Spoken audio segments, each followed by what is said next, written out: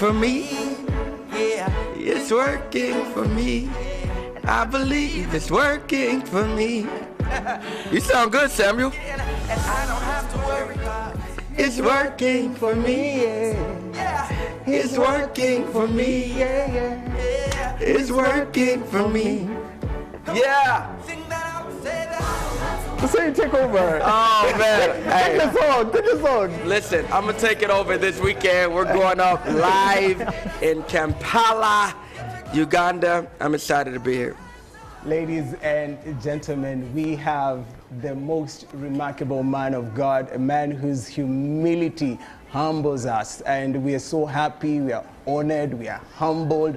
What else? This man is a man who is after God's own heart. He's a man whose music has touched our soul and spirit, whose music has lifted us when we were down and we were looking for answers, and we found the answers written in his music. It is the one and only, the worshiper, the husband, the father, basically an artist who does everything for a man that we can't see, but we see him moving things through him. Travis Greene. What it's an such introduction. A pleasure Oh, to have man. you in studio. I need to take you around the world to introduce me.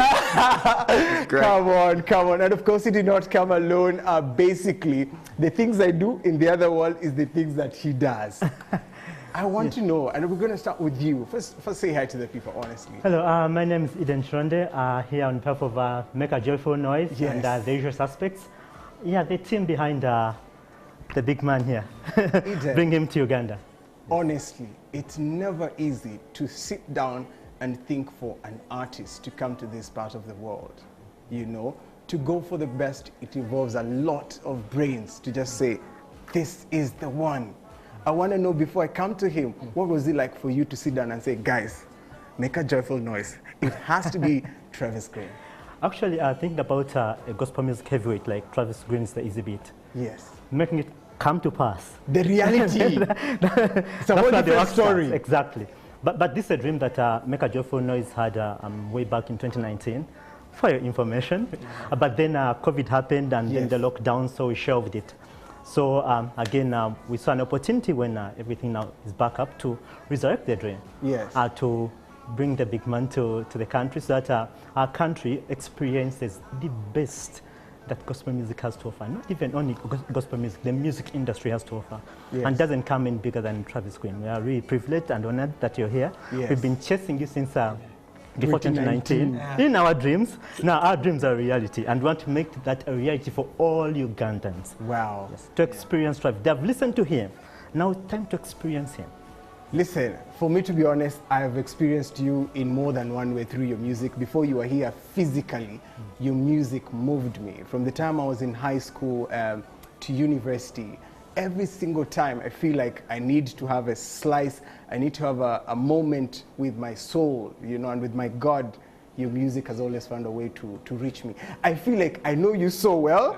Like it's like I was talking to you yesterday or the previous day. It's because of your music. And that's where we want to, you know, have this discussion. For you, what does it mean to have your music, create it in the US, but obviously with roots in Africa, but to just have that level of spiritual nourishment that your music moves around the world. And I know it's in the Bible that, you know what, you must disciple the entire world. But starting off, was it so obvious for you that this is what you're going to do?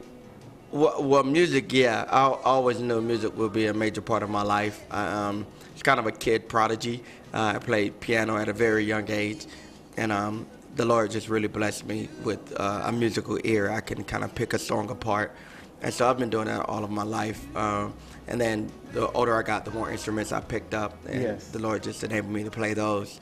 What's interesting, though, is Eden said this is his dream for me to be here, but it's really my dream. Nice. You know, when I started with music, the major thing I kept saying was, man, I feel like I'm going to be able to do this globally and internationally. And so those who have had global impact, the Donnie McClurkins of the world, have always, their ability to sing in multiple languages and their ability to move crowds, not just in America, but globally, was a mantle that I always wanted. And I think it's a high compliment of God to be trusted with some of his most precious people who are Africans. And the door that God opened in this continent, no one gets the glory for it but him. There's so many artists who would love, believe it or not, to be able to have influence and impact here in this continent, but for God to trust me with that is a high compliment. And I married a woman who's from Africa. Her father lives in Accra, Ghana, so my wife is both Ghanaian and American, and so the pride of Africa runs very strong in our home and really in the core of my being. So I feel like I'm home when I come here. Nice. You know, when I tell people I'm going to Africa, they're like, whoa, and it's like, to me, it's Africa, New York, it's the same thing. It just feels like I'm going to extended family. You've mentioned about Ghana. Ghana, Nigeria, all these countries have produced global superstars, yeah? But even growing up, a lot of these artists, even right here in Uganda, most of them only start in church, and somewhere, somehow, you know, things happen, and then you find them now, you know, doing music in club, or, you know, doing secular music per se. America possesses, again, a very different narrative in terms of the things that would entice you, you know, the money and the fame and the fortune that comes with being a secular artist. How did you navigate that world in the sense that you kept your soul pure and your music was extremely intentional in terms of why you make it and for how long you've been at it, and still stay true to your calling? Yeah, I'm old now, by the way. I'm 40. And so the music that Life you guys... begins at 40. We believe that, yeah. You guys, I mean, when I was watching the Intentional music video and even Made Away, you know, those songs are 10 years old. It's crazy. I recorded those when I was 30. But in the past decade, there's so much that the Lord has allowed me to accomplish. I think the reason gospel for me is really a oath that I made to God at a young age. Although I was very gifted in music in the church, there were so many people way better than me, both in music and sports and everything. And so I told the Lord when I was 12 years old, I still remember, I told him, I said, if you ever allow me to be able to do music, I would only do it for you. If you let me produce and sing like some of my favorites, I'll do it for you. I prayed that prayer when I was 12, and I just never forgot it. And so for me, I was never, the secular scene, as far as musically, was never enticing for me. I've had my taste of the world, per se, and what it has to offer, and the peace that I found living for God. For me, it's beyond a genre, it's a lifestyle. But the peace that I've gotten, just living for God, allowing him to speak into every part of my life and not just be a Sunday God, but be a Monday through Saturday God for me, has been life-changing, you know. And so, like I said, the peace, the joy, the love in my heart from that is worth me living for him, singing to him exclusively. So that's why I made the choice. Nice. Eden, Yes, please. for many an events organizer, the question has always been, how do I make money, you know, out of this? I'm going to invest a lot and stuff like that. And so many people have always said, there is no money in the gospel industry. Others have said, you know what, even as a gospel artist, right, never focus on the money. It's all about the ministry. But then again, there are bills to be paid, you know. I want to know how you've navigated this life as well as Make a Joyful Noise. As Make a Joyful Noise, actually we are actually young. Yeah. It's our first major Exactly. concert that we're having, and that first major concert is Travis Greene. So That's at least huge. it speaks to where we are headed. Yeah. But again, talking about where we started from, I said it started as a dream, but again, that dream was also inspired. Yes. It's God said to venture this side. Actually, even the start wasn't without the name. It was without the name Make a Joyful Noise.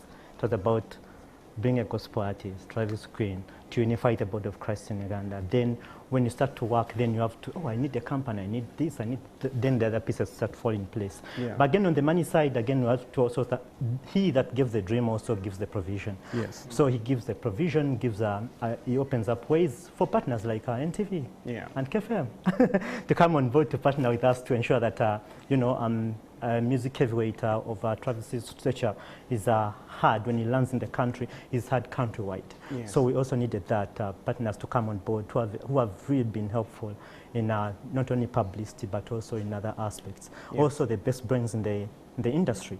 Yeah, we're working with the usual suspects. That's because we're working with people like Ben Winnie, working with people like Shadrach. So many people around. So he brought all those big brains. Also the Federation of Gospel Music Artists, they are also with us. Local artists, Chimera, Levikson, the poster, there are so many. So God brought all these people, brought the dream and then brought the people around to help us bring it to pass. Nice. Yeah, so again, grateful that we've come to this point, and again, we can't wait for Saturday. And it's just interesting to listen to your dream, for it to become a reality in this sense, and for him to say, yo, you think it's your dream? It's his dream as well. But again, Travis, it's a dream for many gospel artists to clinch that Grammy. You've gotten it not once, not twice, not thrice, 4 times, yeah? So many people would look at a gospel artist in Uganda, let's say Sam Chimera or Brian or Levikson or Gabin Tante or Sandra Suvi, you know, and they would never dream that one time will come, a gospel artist from Uganda would say, you know what, I got this dream that I will get that Grammy, and here I am, for that Ugandan gospel artist. And now we know that the Grammys has created this category that caters for African music and you know, performance as well. What would you tell him or her? Well, I haven't won as an actual artist. I've won as a songwriter, producer, and those type of things. But as an actual artist, I've been nominated for I think 5 of them. Yes. But won several other awards: Billboard Awards, Stellar Awards, Dove Awards. Just got awarded Monday in Chicago a Lifetime Achievement Award for Show Awards. So we've gotten some trophies. For me, it's never really been about the trophies. It's been, you know, I always counted a huge honor to be recognized in the company of greats, you know, for my efforts. But I mean, a lot of times I don't even go to the award show. That's how much I don't care. I would tell all the artists to remain pure to the sound. I feel like, you know, the industry has its perks, but if you're not careful, sometimes the industry can be a trap. I heard you talking with Elijah even about kind of that. And the snare of the industry is that they'll try to make you into a specific person in order to be able to win awards or in order to have radio hits. And for me, I've tried my best to maintain my integrity as a musician, just as a purist, as a songwriter. I write and produce based off of where I am, based off of how I feel, not for a target or, ooh, this is sure gonna get an award. I feel like the moment I do that, it's tainted, you know. And I know the game enough to be able to do what's necessary to win what's necessary, but that to me, it takes away the beauty and the integrity of just that little boy who loved music. And so I want to maintain that, and I do everything that I can to just maintain that purity behind what I do. And so that would be my encouragement to all local artists. You know, be pure with the sound God has given you. I mean, master it, be excellent in it. Yes. But don't try to fit into a box. Create your own. Don't try fit into a box, create your own. There are people who felt some type of way when Kanye West was winning in the gospel category. How did you feel? I loved it. Yeah? I loved every bit of it. The reason I loved it is because his influence, you know, is generational. When all is said and done, he will go down as one of the largest cultural icons on the globe. Yes. And so it's equivalent to, I don't know, I mean, Biggie Smalls, or, you know what I mean, like some Jay-Z, you know, saying, I'm going to do a gospel album. The reach of that is something that is just impossible to even calculate. When he decided to do services, he was packing out arenas, you know. And so for that reason, you know, anyone who's willing, and he seemed pure in why he was doing it and how he was doing it. And I just think the message of hope and the light, who am I to dictate how that comes packaged and how it looks? And so I don't sit in the seat of a judge. I'm all for as long as we're singing about the same thing and talking about the same God, I'm Yes, go for it. Go. Why not? It. Yeah. All right, Eden, we've just been talking about booking of artists at events. You booked some, Chimera, Sandosui, Brian Lubega, Gavin Tante, and Levixon, and of course I know there will be other artists. What went into the thinking that these are the guys I want to be in the same stage like Travis? Because we know him, it's obvious why he gets booked. How about these other guys? What goes into your head in terms of let's put this, let's put this, let's put this, and let's have, you know, this again, it's the team that got brought together to help us in this. Yeah. At first, we just thought of local gospel artists to share stage with Travis, Yes. the names. And then someone told us that actually, if you have a name like Travis Greene on the stage, Yes. everyone else you're lining up should be leading into Yes. that. They shouldn't be disconnected to that. So Nice. that's what informed most of these guys. We put that whatever they are doing, we are driving into the crescendo. That is Travis. They're almost from one to the next to the next. Someone should be able to see a step, 1, 2, 3, up to the Jambada. And then to Travis come in the middle, and then it has been a whole different set. Yeah. So, but that's what we're looking at, something leading into the main, Wow. Travis. Fantastic. And then, of course, obviously, are the charges. Yes, Talk the to us charges about are, the charges. right now, I should tell everyone who's watching and online, please rush for the early birds. I won't So tell you. Alibad is still there. It's and still there. I won't available. tell you when it's closing. Yes. But when you get done, it's closed, please. The rapture has left you. Yes. Oh, Noah's has been closed. But you can rush to makeajoyfulnoise.ug or www.charism.com. Yes. Right now, early bird silver is 40, gold is 100K, and platinum is 250K. It's as simple as that. Travis, what should Ugandans expect from you? It's been a long time coming, but finally, you're here. Yeah, well, I brought my team, you know, from America, the entire band, singers. A lot of energy is what they should expect. You know, we leave it all out there on the stage. Tons of passion. Hopefully the bass is loud. You got good bass in the building? Everything. Good. So it'll be good bass. But dance music and fun and just rejoice. I think the theme is perfect. The organization, Make a Joyful Noise. And that's really what I promote and endorse. You know, when I'm on stage, it's joyful. Yes. But you're gonna feel all emotions. You'll you know, there'll be moments where you'll think of God's goodness and you may cry. There'll be moments of laughter. There'll be dancing. There'll be energy. But my prayer is that we bring Uganda something fresh that they haven't experienced yet, and maybe, you know, it'll even inspire a lot of the local artists and bands and even churches to consider even a broader perspective or kind of a broader experience as it pertains to seeking God. I think that's something that I bring, a new flair. You know, many times we feel like, even with God, oh, okay, we have to do it like this, we have to sing like this, we have to dress like this. Yes. And so one of the reasons why I go out the way I do and perform the way I do is just to express praise in a different light. So especially for the younger generation, so they can connect with it and say, oh man, that's cool. I didn't know we could be cool. I didn't know we could do that. And so it'll be a lot of that, a lot of energy. I'm excited about it. Nice. I love the fact that you were intentional about, you know, tapping into the youth and basically being a mirror for what they should do and how they should live their lives. But we also know so many youths, even so many gospel artists, when it comes to the things that they do when they talk to God, when it comes to prayer, sometimes we just tend to pray for the wrong things. I pray to be like Travis Greene. I pray to dress like Travis Greene. Pray that my music flourishes like Travis Greene. But we all know God gives us, you know, different gifts and talents. You are a lover of music. You love all the gospel, the word of God. But you're also a lover of words. And you put your words into writings. And you write books. Yes. You have a brand new book coming up. And it's all about how we pray. Yeah. Let's talk about that. Yeah. Are you praying for the wrong thing? Yes. It comes out May 14th. Yeah. And really, the theme of this book changed my life. I'm guilty of being someone who prayed for the wrong thing. And the truth is, oftentimes we think we're waiting on God, and we sing songs about waiting on God. But many times he's waiting on us.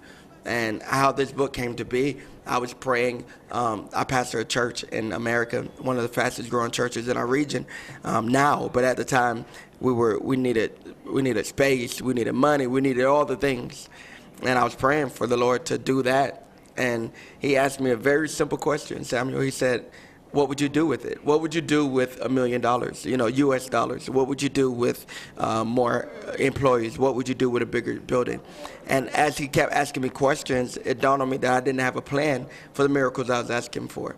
And once I started getting a plan together, the vision together, God was able to give provision to something specific. And so that's what the book is about. Are you praying for the wrong thing? There's so many Christians who are and believers who are feel defeated and discouraged because God isn't answering their prayers. And so this book gives us very practical ways to get in alignment so that your dream will become his dream and he'll make that thing come true. It comes out May 14th. 14th, and where can people get it? Everywhere books are sold. Amazon, Barnes & Nobles, TravisGreene.tv, my website. But any and everywhere books are sold, it'll be available. Guys, are you ready to pray for the right things? Are you ready to make a joyful noise to the Lord? Well, it's happening this weekend. Travis Greene is going to be live, and of course the lineup is oof. It's great. It's Brian Lubega, it's Gavin Tate, it's Sam Chimera, it's the one and only Levixon and Sandra Subi, along other amazing acts. We are telling you that early bird tickets are still up for sale, so grab them today. Eden, any last word? My last word is whatever we have been waiting for. Yes. God has made a way for it, right? Yes. It was a simple matter to him, and here we are. Yeah, Travis Greene, as we say bye-bye, speak to this country. That's your camera. Just speak something small for this country, Uganda, the Pearl of Africa. Absolutely. Yes. Love this country already, Uganda. Thank you for your hospitality. Thank you for all of the support. And I'm excited. I'm excited about this weekend, gathering together, making a joyful noise unto God. I believe it will be a time of fellowship, of time of inspiration. Most importantly, a time where God comes and I believe rests on this beautiful country of Uganda, who is in need of revival. And so I've been sent from America as a messenger of heaven to announce revival is on the way and it's here now. And so I'm excited about it. Meet me this weekend for Make a Joyful Noise for the concert. You can get your tickets right now, makeajoyfulnoise.ug or at www.charism. Yes. I'm still learning all of my Ugandan languages. Olibulunji. Olawalunji. Rolex. Ola the Rolex. You're going to grab a Rolex as you grab your tickets. It's going down at Lugogo Cricket over this Saturday. Do not miss this particular one. Let's make a joyful noise to the Lord this Saturday. See you guys.